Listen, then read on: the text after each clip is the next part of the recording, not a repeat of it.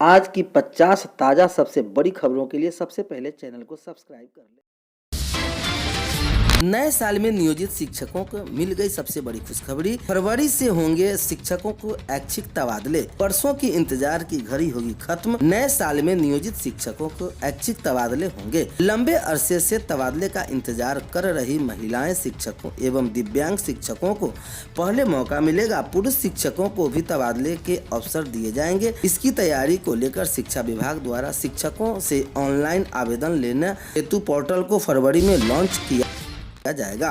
शर्त ये होगी कि ऐच्छिक तबादले की एक बार मिलने वाली यह सुविधा का लाभ वही शिक्षक शिक्षिका ले पाएंगे जिनके प्रमाण पत्र निगरानी ब्यूरो या फिर विभाग के समक्ष प्राधिकार की जांच में सही पाए गए हैं। वैसे शिक्षक या पुस्तकालय अध्यक्ष जिनकी सेवा 3 साल या उससे अधिक होगी वे ही आवेदन कर सकेंगे। अनुशासनिक कार्रवाई के अधीन अथवा निलंबित शिक्षक आवेदन के पात्र नहीं होंगे। दूसरी बड़ी खबर आ रही है शिक्षकों की दक्षता परीक्षा लेने की तैयारी।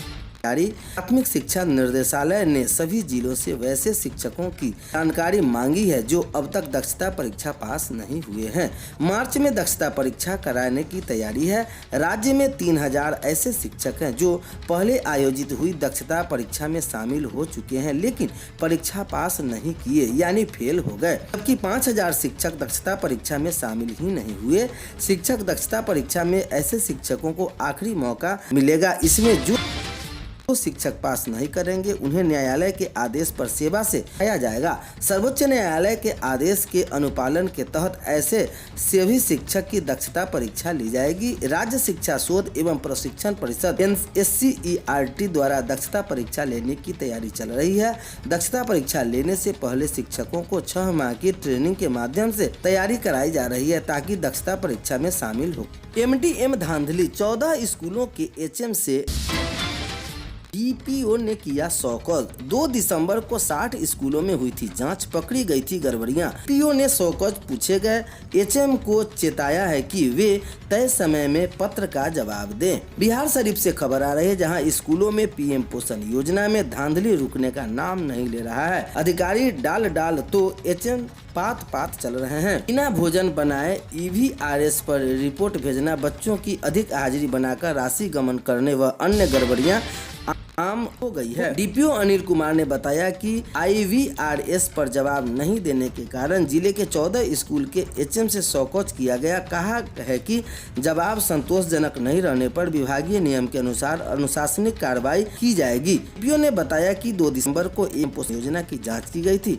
इसमें कई स्कूलों में मालूम तो कोई को नहीं है, बड़ी धांधली होने का मामला संज्ञान में आया था। उन्होंने बताया कि MDA में धांधली करने वाले HM पर कठोर कार्रवाई की जाएगी।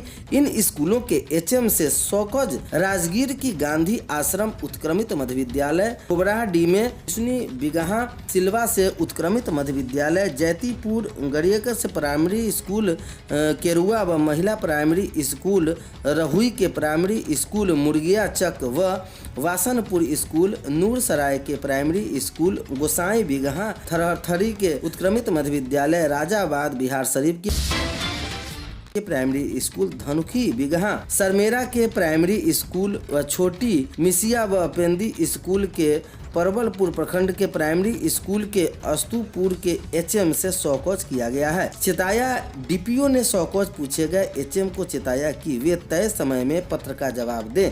समय पर जवाब न देने वाले पर सख्त कार्रवाई की जाएगी। उन्होंने कहा कि स्कूल के सभी स्कूलों के नियमित जाँच की जाएगी ताकि बच्चों की कुमारी रोकी जा सके। जिला स्तर पर तैयार होगा प्रश्न पत्र। यह खबर DEO अररिया से दे रहे हैं जहां DEO की अगुवाई में 5 सदस्यीय टीम करेगी निगरानी पर स्तर पर निगरानी करने का दिया निर्देश। अररिया पिछली गलतियों को सीख लेते हुए शिक्षा विभाग ने प्रथम से 8वीं वर्ग तय के बच्चों के लिए जिला स्तर पर ही प्रश्न पत्र सह उत्तर पुस्तिका तैयार करने का निर्णय लिया है।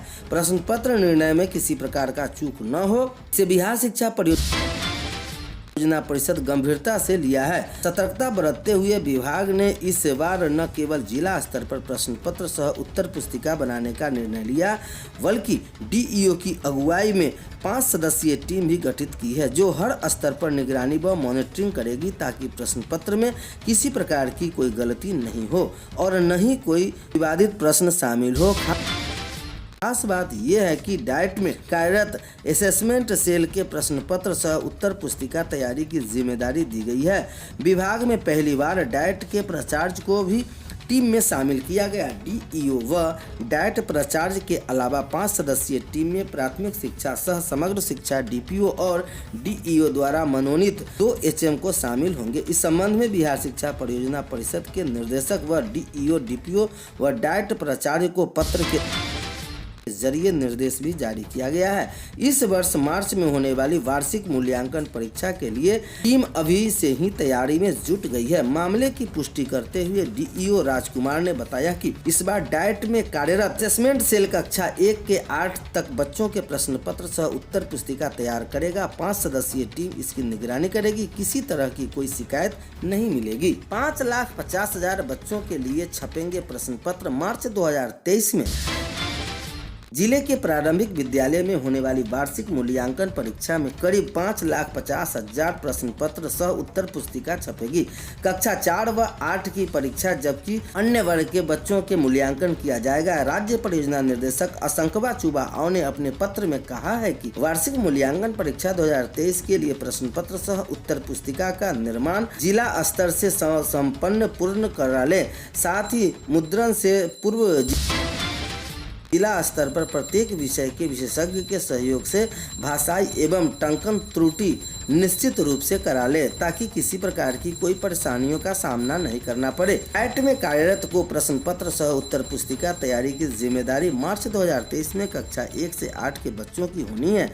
वार्षिक मूल्यांकन परीक्षा डाइट में असेसमेंट सेल में प्रारंभिक स्कूलों के बच्चों के लिए प्रश्न पत्र सह उत्तर पुस्तिका तैयार करने की जिम्मेदारी मिली है। उनकी अगुवाई में 5 सदस्यीय टीम इसकी निगरानी व मॉनिटरिंग करेगी। उम्मीद है कि इस बार किसी तरह की कोई टंकन त्रुटि नहीं मिलेगी, साथ में कोई विवादित प्रश्न सामने भी नहीं आएगा। राजकुमार, डीईओ अररिया। कश्मीर से संबंधित विवादित प्रश्न से हुआ था विवाद। अक्टूबर माह में सीमांचल के अररिया, किशनगंज व कटिहार जिले के प्रारंभिक विद्यालयों में 7वीं कक्षा के अंग्रेजी विषय में पूछे गए एक विवादित प्रश्न ने काफी तूल पकड़ लिया था। अंग्रेजी का यह प्रश्न कुछ इस प्रकार था: निम्नलिखित देश के लोगों में क्या कहते हैं? जैसे चीन को चाइनीज, तो नेपाल, इंग्लैंड, कश्मीर व इंडियन को क्या कहते हैं? इंडिया को क्या कहते हैं? यही नहीं, प्रश्न पत्र इसके विभाग के अधिकारियों की गले की फांस बन गई।